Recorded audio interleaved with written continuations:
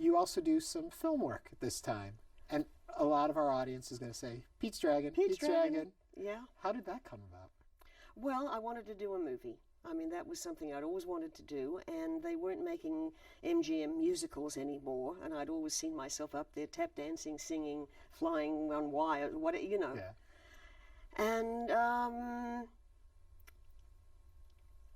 that didn't happen for 5 years. Did you enjoy the experience? Did I enjoy the experience? Because that's going to put you in a whole different way of performing. It was not what I expected. I mean, I'm used to, when you're on stage, boom, you're on, everything is like this, Well, on a movie set, you can be there for 12 hours and do 3 minutes work. Right. I did more knitting on those sets than ever in my life. I knitted a bedspread. I needle pointed a piano bench. You had plenty of time. I had to do something. And there's also television work going on at the same time. Some, yeah. Helen Reddy show? I did have the Helen Reddy show. In fact, it's interesting. I was coming back from the East Coast recently, and the guy I was sitting next to turned out to be my director's son. Really? Yeah. What a small world. Yeah. So, and he says, I used to go to the studio, and I was just a little boy, but I used to watch you because his father was the director. You know? Okay, other rumor mill questions for you. Oh, yes. You'll like this one. Olivia Newton-John, Yeah. fellow Aussie. You Well, Oh, born in England. really? Yeah.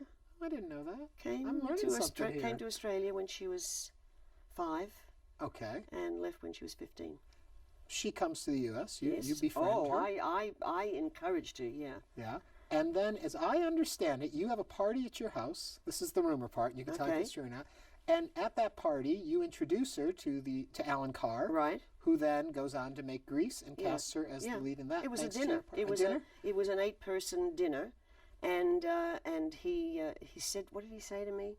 He said, Helen, you're too old for a student and you're too young for a teacher. Olivia, you'd be perfect. Darn him, though. You would have been perfect in it. Well, no, because then I got Pete's Dragon. Ah, okay. Yeah. So it is true then. Yeah. Because of a dinner at your house, Olivia Newton-John is in Grease. Now the 80s roll along, and you're going to... Oh, you don't like the 80s? The 80s, no. No. Anything particular? But we can talk about it. Well, I just think, music is going to change around you, but you then still, you switch record labels. And I thought you made a very good point about when you're switching labels, that if you're at one label too long, they forget about you in a sense. You become commonplace because you're part of their stable. And I thought that's a very good lesson I think a lot of people could learn about. When it's time to move on is when people don't realize what your company has in you. I've still got the star on the sidewalk right outside Capitol Records, though. Oh, do you? Oh, yeah. That's wonderful. Now you're going to do theater work. Oh, well, I started out in theater, as you know. Right. But doing a straight play, I mean, are you familiar with Shirley Valentine? Oh, yes. I did 4 productions of it, and I loved it. Which I will tell you, I have seen that show. I don't know how in the world an actress can remember all of that and can deliver it and be right there with it. What is the secret? Because you become the character. Somebody else who played the role said the same thing to me. Yeah. And I just don't understand how that happens. Yeah. I mean, my daughter, when she came to see Shirley Valentine, she paid me the best compliment she ever could. Yeah. She said, Mom, I forgot you were my mother. Ah. So she saw me as the character, and that was just, oh, darling. A show that you did do that I am a huge fan of is Blood Brothers. Oh, yeah. What a great story. What a great show. Yeah. Beautifully written. 3 musically. productions. Yeah. Yeah. What is it that you take from that show? Oh, well, I did it on Broadway. I did it in the West End. And I did it on tour in the UK. So the interesting thing is that because they would like different companies, I was never quite sure which one was my son, but no, but I love stage work. I love it. There's the smell of the grease paint. Right. Okay, now we started this conversation talking about how in 2002 you had walked away from live performing, but you didn't retire. You walked into a whole different field. Tell me a little bit about what you did then. Well, I'd had an out-of-body experience when I was 11. And I'd fainted is what had happened. I'd fainted. And this is in school, and we're in assembly, and we're all in identical uniforms, and I'm at the back of the room, and I'm looking down, and one of the girls is lying on the floor, and I thought, what's happened? What, and I've zoomed in, as one does, and I went, I've died. Because for me to see myself lying there like that, that was, and boom, I went straight back into my body. But that was the moment at which, because I was, back to the missionary thing, I was very religious as a child. But then I became an atheist when I was about 11 because I was hearing too many things that just didn't quite jibe. But once I'd seen myself and understood that the I that was I wasn't in that we are souls inside a body. And that just changed everything for me. So then in 2002, when you leave show business, you start working with hypnotherapy and things like that? Oh, well, I'd been interested in hypnotherapy. Well, it was just hypnosis in those days.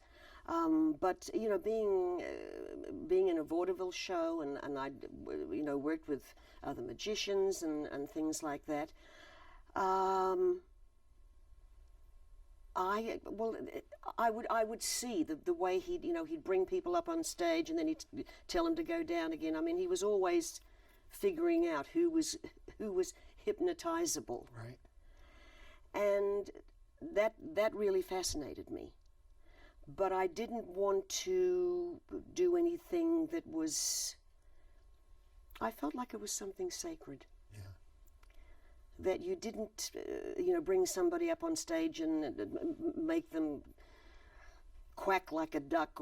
I was very interested in the other world parts of it. How much do you learn about individual power, individual abilities through unleashing? I'm stumbling through the question, but I guess what I'm trying to say is... I'm stumbling over the answers. Go on. What I'm trying to say is when somebody is in one of those states and you can learn things and do things and be able to achieve things, how much we learn about the power each one of us has individually. Does that make sense where I'm going with that? Well, I did practice hypnotherapy for quite a while. I mean, I did a year of clinical hypnotherapy. And it's so interesting. It is so fascinating. And I love history. Yeah. So to be able to put someone under and then take them back to a certain time period, it's amazing what you can learn. Yeah. Yeah, I mean, I actually had someone, I